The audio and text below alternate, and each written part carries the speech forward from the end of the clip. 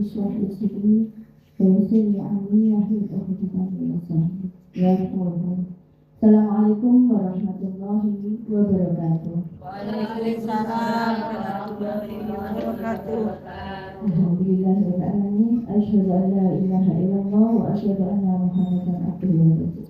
Allahumma shalli ala sayyidina Muhammad wa ala ali sayyidina Muhammad. Alhamdulillah pada pagi hari ini kita masih bisa berkumpul ya dalam keadaan sehat walafiat.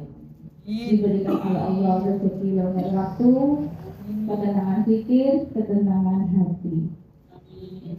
Dan mugi-mugi bagi ibu-ibu yang masih berhalangan datang, oleh Allah diberikan kemudahan dalam menyelesaikan urusan, dan bagi ibu yang sakit segera diberikan kesehatan, kesembuhan.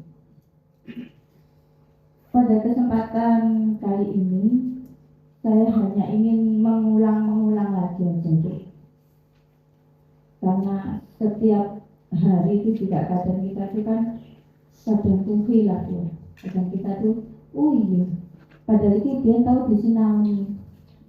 Ini saya hanya mengatakan saja beberapa pesan Rasulullah kepada para wanita muslim, yang salah satunya adalah jangan mengingkari kebaikan suami. Jangan mengingkari kebaikan suami.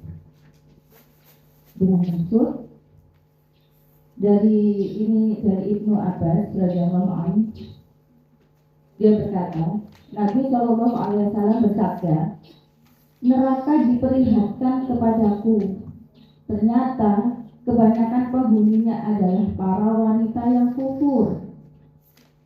Lalu beliau ditanya, apakah mereka kufur kepada Allah? Beliau menjawab, bukan. Mereka adalah wanita yang mengingkari kebaikan suaminya.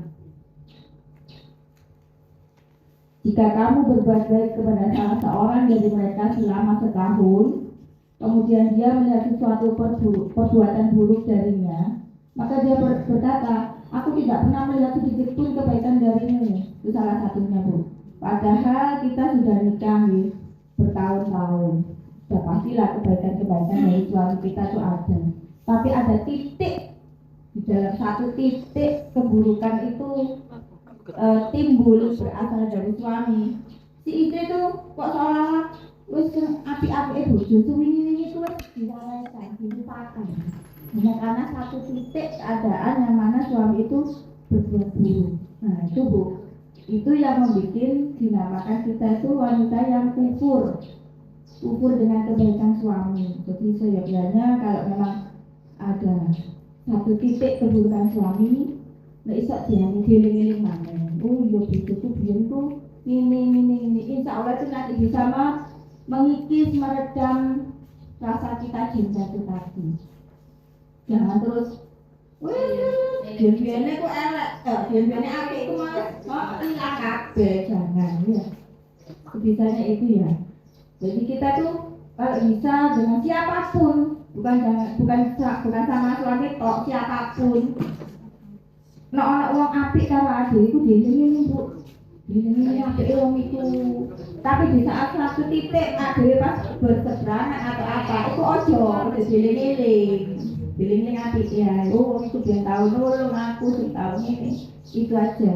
Itu trik atau tips supaya kita tidak berlarut-larut dalam rasa mangkel terhadap seseorang. Iya. Paham ya? Jangan mengingkari kebaikan suami. Ini pesannya Rasul. Dan yang kedua, menikahi wanita karena agamanya. Menjadi wanita yang dinikahi karena agamanya. Jadi kita ini sebagai wanita kok itu jadi wanita itu yang pinter agama Bu. Pinter agama dengan cara apa? Jadi pinter agama salah satunya yaitu datang ke taklim seperti pagi ini ya. Kita Mbak Cik Jomblo ini ya. Mbak Jomblo ini nanti bisa belajar dari ibu-ibu. Oh ibu itu kayak gini, ibu ini kayak gini. Itu diambil, ilmunya diambil. Karena setiap orang itu pasti ada ilmu yang bisa kita ambil. Itu pasti Bu. Kita itu dari anak kecil entah itu apa ya, dari mereka yang nggak sekolah itu pasti ada ilmunya, pasti ada baiknya. Jadi kita menjadi wanita yang dinikahi karena agama. Dinikahi karena agama. Karena aku bolak menikahi wanita hanya cantik, umur 40 paling bisa kayak aku gini bu, kayak kabeh ya. Umur 60, makanya. Itu kalau dari cantik, dari harta. Siswi ya kokot, entek, digane terus kayak kebutuhan. Ya, mamanya nggak butuh skincare, wah, wih, entek, wih, itu kayak harta ya. Tapi kalau agama, insya Allah, karena agama itu pondasi segala-galanya, pasti itu. Ketika lakoni ini dengan ilmu agama, oh iya, nah Al-Quran itu gak oleh ini, akhirnya gak gitu. Oh iya, tapi ini apa? Sing gak kena lah. Oh iya. Nah hadis iku wingi nah hadis apa iku? Ora ya. Kalau ya oh iya kasih dong. Ya cocok ya. Ya. Dan yang ketiga, menjadi wanita salehah untuk suami. Menjadi wanita salehah untuk suami. Karena sebagai perhiasan wanita salehah, ngoten di dari Mak Irama ya. Nah, perhiasan yang wanita salehah. Karena apa? Oh, dia anak APC loh. Ya, jadi kita harus punya azam, punya niatan, punya tekad supaya jadi istri salihah. Azamkan dalam diri ya bu ya. Jadi jadi wanita salihah ya apa? Balik mana ke taklim. Tapi ya gitu, kita taklim juga lihat-lihat itu misalnya apa? Jelas enggak? Oh jelas kok. Ono kita pi, ono contonane. Untuk gak jelas. Nggih. Menjadi wanita salehah untuk suami. Bukan untuk suami Pak, bukan bisa untuk anak kita juga. Iya kan? Karena pemegang kendali itu ternyata kan wanita. Apalagi dalam rumah tangga. Kok ngomong wedok rada anu titik ngono. Laki-laki itu biasanya sing awalnya dia sebelum menikah tuh orangnya alim, tapi nek wis kena pasangannya rodok-rodok piye gitu, itu pasti apa ya? Namanya kan selalu setiap hari selalu bersama ya. Titik-titik itu pasti ono dureki lah, dureki tidak kena. Iya. Jadi mari kita berupaya menjadi wanita salehah. Berikutnya, menjadikan rumah sebagai tempat sholat yang paling baik. Usahakan bu, kita tuh sholat sunnah, kerjakan di dalam rumah. Kalau bisa anak-anak diajak, diobrol, ayo Tuhan. Kalau bisa wajah tahajud, ayo nak tahajud, ibu dielangin dulu. Itu anak saya sendiri seperti itu kak anak saya, bangun, ibu elangin dulu. Apalagi doanya anak kecil itu kan masih murni ya bu ya, cek polos. Itu insya Allah kita langsung buat, Iya kotor. Nah ada itu waduh sekarang artinya. Bisa itu kadang tuh tak tolong ke anak-anak. Terus aku mentok gitu bu, mentok. Juga anak saya yang kecil, ayo. Ibu yang dulu masih ada gini dia. Tapi memang saya butuh pertolongan mereka, gitu. Jadikan rumah sebagai tempat sholat yang paling baik. Kita awali dulu. Jadi intinya kita awali dengan diri kita. Bahkan tidak lihat berikutnya, minta izin kepada suami apabila hendak puasa sunnah. Nah, arepe puasa sunnah Senin Kamis, puasa Daud atau puasa apapun lah selain puasa wajib loh ya. Kalau Ramadan wis bahasa izin bu, itu memang wajib. Tapi kalau sunnah sama jalur izinnya, aku tak puasa sunnah ya oleh apa enggak? Karena apa? Kadang suami itu kan kebutuhan itu mak jadi lu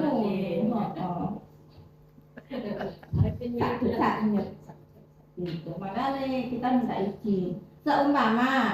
Seumpama ya poso ya.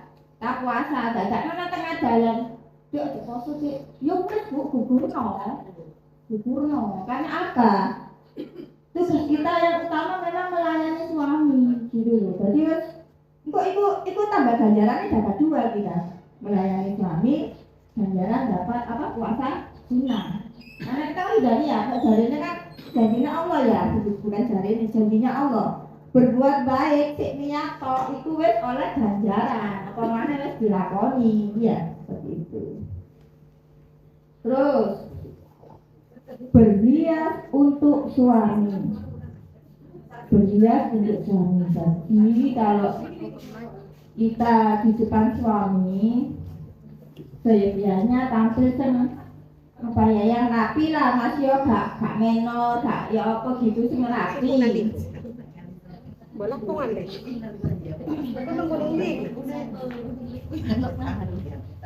Mungkin lo Berhias di depan suami.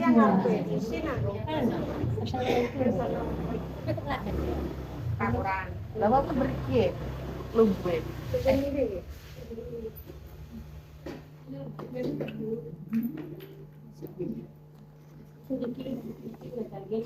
Kemudian yang ke-8 ya. Itu ya. Dilarang memakai perhiasan yang berlebih-lebihan. Ayat dulu. Ini ada tulisan dari Amr bin Sa'id, dari ayahnya, dari kakeknya. Sesungguhnya ada seorang wanita mendatangi Rasulullah SAW bersama putrinya. Dan di tangan putrinya itu terdapat 2 gelang emas yang tebal. Lalu dia bertanya kepadanya, apakah kamu mengeluarkan zakat untuk gelang emas ini? Seperti yang pasti ibu-ibu sudah tahu ya, bahwa setiap emas harus kena nilai nasabnya ya, nilai apa yang perlu dikeluarkan zakatnya itu kalau emas itu 93 gram ya, 85 berapa? 85 ya, 85 gram sudah harus mengeluarkan zakatnya. Nah itu sampai gak ditokno. Pada surat Al-Fajr itu juga pernah menyampaikan zakat itu gak ditokno, salah satu hukumannya itu nanti itu tadi di apa namanya, dicairno, disiramno sebagai bahan untuk menyetrika kita, rambung apa iya, seperti itu salah satu hukumnya kalau sampai zakat emasnya nggak terkeluarkan. Jadi kita tuh nggak boleh pakai perhiasan berlebih-lebihan. Pokoknya sampai nggak keluar zakatnya nggak boleh. Pakailah sewajarnya, gitu. Dan juga itu kan kalau kita memakai berlebihan itu, ya nggak wong iri juga, nggak wong bertindak kejahatan juga. Jadi kan udah nyalano, sampai kecopetan udah nyalano. Kenapa sampai kecopetan ya? Mungkin itu tadi saking glamore. Ojo ngarai wong wong iri. Nggak bisa tuh, yo Mas yo tadi kita pakai aja umur-umuranku dhewe ya nggak apa-apa. Tapi itu tadi loh, jangan berlebihan. Lebih baik kan kita santun, kan lebih enak kalau Bu Eni. Ternyata jangkasnya gede. Ya. Terus berikutnya berangkatlah haji. Kalau mampu berangkat haji, karena haji itu adalah jihad bagi para wanita juga. Ayo ibu-ibu ditanamkan niat kepinginnya aku buka berangkat haji. Ayo Bu, sampai mulai saiki Bu. Iya Bu, kepingin berangkat haji nih, mulai ditanamkan. Dari mari diniati, diikhtiarkan. Nabung piro-piro, Bu sampai tahun piro kita nggak tahu. Yang penting kan kita bisa niat ikhtiar. Nggak perkara nanti berangkatnya kapan-kapan, itu nanti Allah itu hak Allah, tugas Allah itu nanti. Yang penting kitanya ini orang ikhtiar, tidak ada usaha. Oke. berniat untuk berangkat haji. Yang berikutnya tidak boleh tabarruj atau memamerkan aurat. Bu, wanita nak keluar rumah berarti kudu bayar apa, Bu? Harus pakai jilbab. Karena salah satu aurat kita tuh ini payah ya. Bu, itu aku lebih ngomong ini. Saya dari Abu Hurairah dia berkata Rasulullah SAW bersabda. Sampai yang Saya menyampaikan. Ada dua kelompok penghuni neraka yang belum pernah aku lihat. Satu kelompok yang membawa cemeti seperti ekor sapi. Mereka memukulkan cemeti itu kepada orang-orang. Kelompok lainnya adalah wanita-wanita yang berpakaian tetapi telanjang. Mereka berlenggak-lenggok dan kepala mereka miring seperti punuk unta. Mereka tidak akan masuk surga dan tidak akan mencium wangi surga. Karena sesungguhnya wangi surga itu tercium dari jarak sekian dan sekian. Loh Bu, nah emang sih Bu, memang kita hidup di dunia hanya sebentar. Nih, jadi kita usahakannya, kita berupaya tutup aurat kita. Ngomong juga aku nih, sabda Rasul.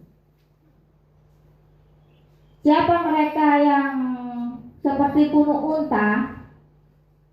Sampai ngerti yang model jilbab yang saiki sing ngene iki lho Bu.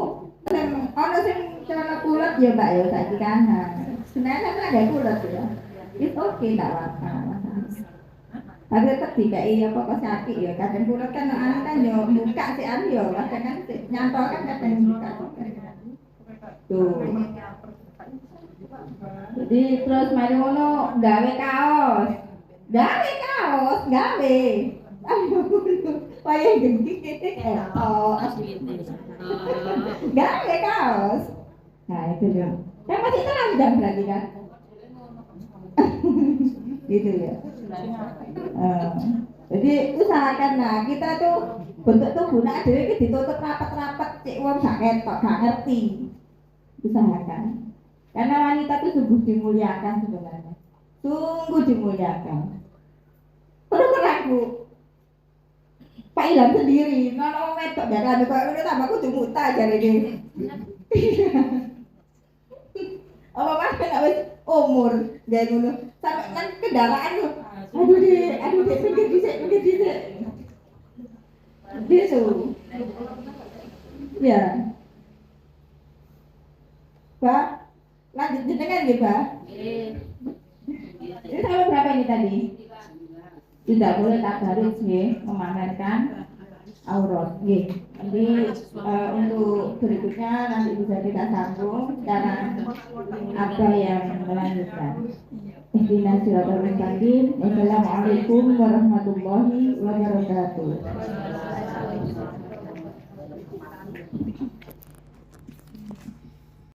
Satu kelompok yang membawa cemeti seperti ekor sapi. Mereka memukulkan cemeti itu kepada orang-orang. Kelompok lainnya adalah wanita-wanita yang berpakaian tetapi telanjang. Mereka berlenggak-lenggok dan kepala mereka miring seperti punuk unta. Mereka tidak akan masuk surga dan tidak akan mencium wangi surga. Karena sesungguhnya wangi surga itu tercium dari jarak sekian dan sekian. Loh Bu, nah emang sih Bu. Emang kita hidup di dunia hanya sebentar. Nih, jadi kita usahakan ya, kita berupaya tutup aurat kita. Saya ngomong gitu aku nih, sabda Rasul. Siapa mereka yang seperti punuk unta? Sampe ngerti sing model jilbab sing saiki sing ngene lho Bu. Mall. Kayak camat. Ya. Itu Bu, Oh iya ibu. Maaf ya. Saya menyampaikan. Saya menyampaikan. Seperti punya utang itu tidak boleh. Tapi kalau rambutnya asli, rambut asli tidak apa-apa. Iya, rambut Sebisanya itu kita waktu berjilbab ada sampai menduduk lah. Pokoknya ditambah-tambah. Jadi kita mengucilnya itu pakai gini. Yang sono, ya, jadi nggak terlalu Asli. Aku tadi. Rokok Semarang lagi. Padahal anak perempuan itu kadang-kadang ibu gini, tak potong dekai ini gak sumuk jilbaban. Itu pun bu, ternyata wanita itu sing apik, sing abdol rambutnya dawa, rambutnya ndek gak oleh.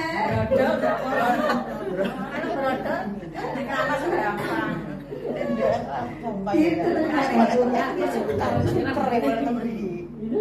jadi dikuncir, diroboknya bisa. Mbak Novi nih. Iya, sama gitu ya. Terus berpakaian tapi telanjang,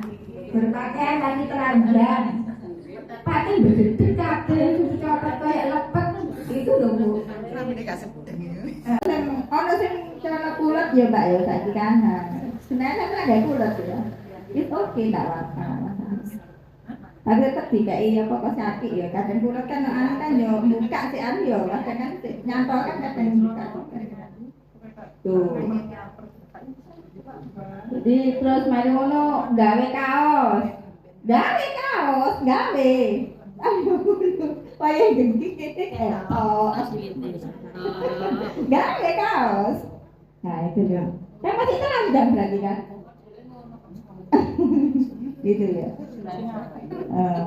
Jadi usahakan nah kita tuh bentuk tubuh nak dhewe iki ditutup rapat-rapat cek wong gak ketok, gak ngerti. Usahakan. Karena wanita itu sungguh dimuliakan sebenarnya. Sungguh dimuliakan. Terus aku Pak Ilham sendiri, nono wedok dalan kok ngene tambah kudu muta jare iki. Apa mas kena wis umur gawe ngono. Sampai nang kendaraan lho. Aduh dek pinggir dhisik. Gitu. Ya. Pak, lanjut jenengan nggih, Pak? Ini sampai berapa ini tadi? Tidak boleh tabarruj nggih, memamerkan aurat nggih. Jadi untuk berikutnya nanti bisa kita sambung sekarang apa yang melanjutkan. Ihdinas siratal mustaqim. Wassalamualaikum warahmatullahi wabarakatuh.